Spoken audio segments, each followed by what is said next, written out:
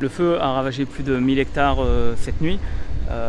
Au contact, on a environ 1200 sapeurs-pompiers qui ont travaillé toute la nuit et qui vont encore travailler toute la journée.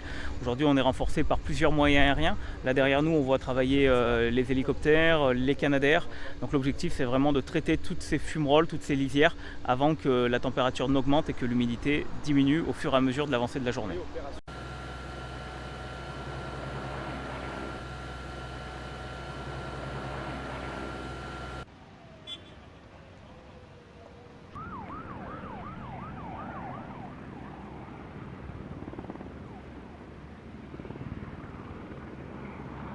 Là, c'est vraiment l'apocalypse, hein. On se croirait en temps de guerre.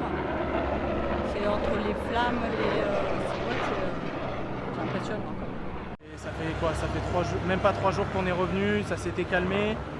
Et là, ça repart de plus belle. La fatigue commence à gonfler parce qu'on est resté une semaine évacué.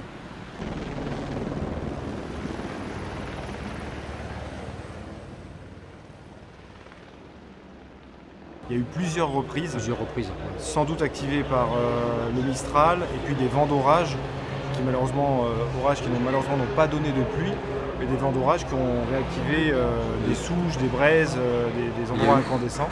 Aujourd'hui, ça a été très dur parce que le feu a été très rapide et alors que nous avions des moyens prépositionnés, des moyens aériens prépositionnés, des hommes en nombre qui sont rapidement venus du feu qui était en cours de noyage du Gros Bessillon, ils ont été impuissants.